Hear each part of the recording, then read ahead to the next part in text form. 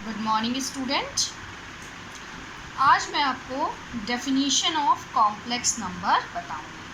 अभी तक मैंने आपको इमेजिनरी नंबर के बारे में बताया था कि अगर अंडर रूट के अंदर माइनस होगा तो उसे हम आई से प्रेजेंट करेंगे, आयोटा, जिसको हम लोग कहते हैं आयोटा। ठीक है, अब आ जाइए। अब हम x प्लस आई वाई के रूप की संख्या, यानी इस टाइप की, टाइप रूप मीन्स क्या हो जाएगा, टाइप, संख्या मीन्स क्या हो जाएगा, नंबर, यानी x plus i y type के नंबर हो जहाँ का क्या हो जाएगा, where x and y both are real numbers. Okay, तो इस फॉर्म को हम लोग क्या कहेंगे, कॉम्प्लेक्स नंबर कहेंगे। ठीक है, अब आ जाइए कि नोट पॉइंट हमारे पास क्या है कि सम्मिश्र संख्या के समुच्चय को हम लोग z से प्रदर्शित करते हैं, यानी set of complex number is presented by z।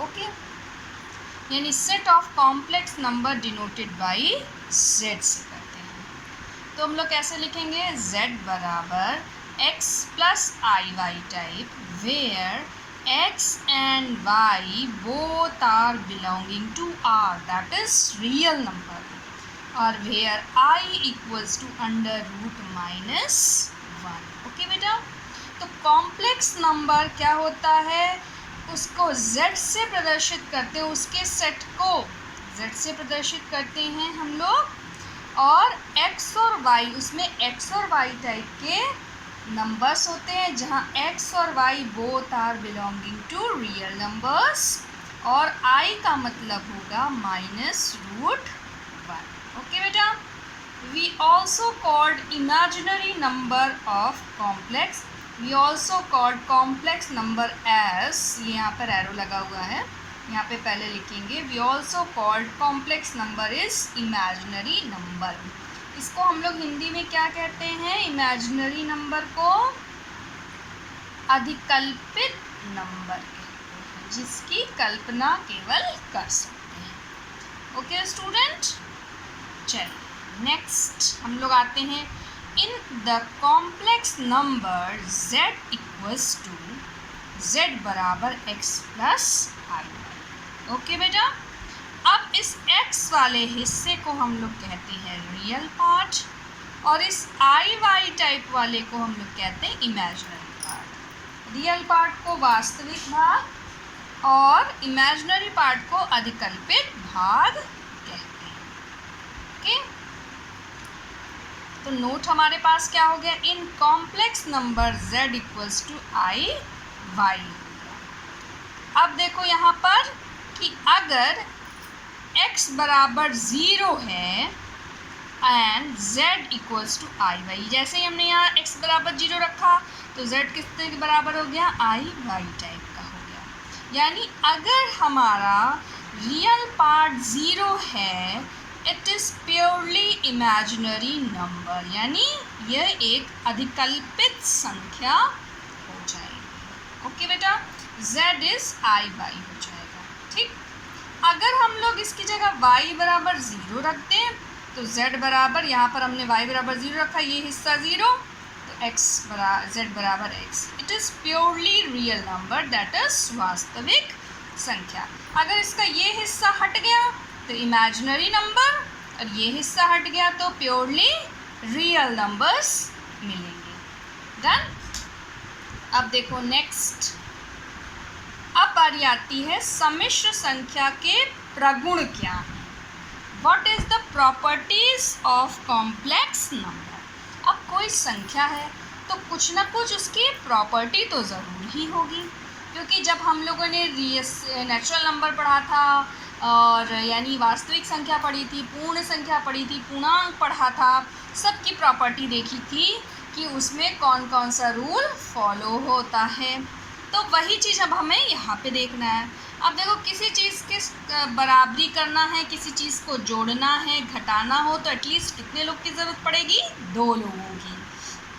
तो इसीलिए Z1 x1 plus IY1 Z2 x1 to x2 plus IY2 are 2 complex number, that is सम्मिश्र संख्या। तो हम देखते हैं इक्वालिटी में इसमें क्या इक्वल होगा। अगर 2 कॉम्प्लेक्स नंबर इक्वल हैं, यानी Z1 इक्वल्स टू Z2, तो Z1 का मान क्या आया? x1 plus IY1 equals to x2 plus IY2। अब देखो इसमें क्या होगा, इसका रियल पार्ट के बराबर हो जाएगा, इमेजिनरी पार्ट के बराबर हो जाएगा।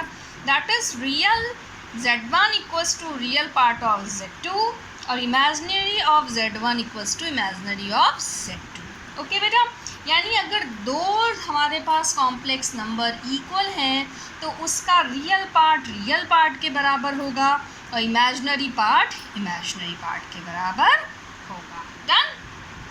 Any problem? If 2 complex numbers are equal, then its real part of first one is equal to the real part of second. यानी इसका फर्स्ट का रियल पार्ट सेकंड वाले के रियल पार्ट के बराबर होगा। Imaginary part of first one is equal to imaginary part of second, यानी उसका इमेजिनरी पार्ट के बराबर हो जाएगा। हिंदी में देखो, अतः 2 सम्मिश्र संख्याएं आपस में समान होंगी यदि उनकी पहली संख्या का वास्तविक भाग दूसरी संख्या के वास्तविक भाग के बराबर हो तथा पहली संख्या का अधिकल्पित भाग दूसरी संख्या के अधिकल्पित भाग के बराबर हो। ये सब प्रॉपर्टी का बहुत इस समय कोई यूज़ नहीं है, ज़्यादातर क्वेश्चंस में नहीं है, आपको नॉर्मली सॉल्व करना है। बट जब तक आप थीम नहीं जानोगे, किसी चीज़ के सेंस को नहीं जानोगे, तो आगे आपको दिक्कतें आएंगी। ठीक है, चलिए अब हम लोग नेक्स्ट प्रॉपर्टी पर चलते हैं। ये हमारी नेक्स्ट प्रॉपर्टी है, किसी शून्य सम्मिश्र संख्या के वास्तविक और काल्पनिक भाग अलग अलग शून्य होते हैं। यानी if any complex number is 0 then its real part and imaginary part both are zero separately। ठीक है, यानी अगर कोई हमारे पास कॉम्प्लेक्स नंबर 0 है तो उसका रियल पार्ट भी 0 होगा और इमेजिनरी पार्ट भी 0 होगा। इसको प्रूव करते हैं। ठीक है, ये हमने z एक वैल्यू ले ली, x plus i y equals to 0 रखा। अब ये क्या इम्प्लाइज करेगा, या तो x भी 0 होगा और y भी 0 होगा। ठीक है ना, क्योंकि यहाँ पर माइनस का साइन है नहीं, तो जब तक माइनस का साइन होगा नहीं तो कटेगा नहीं। इसका मतलब इसका x भी रियल नंबर भी 0 है, x वाला भी और y वाला 0, because x plus i y बराबर 0, तो x बराबर आई वाई हो गया।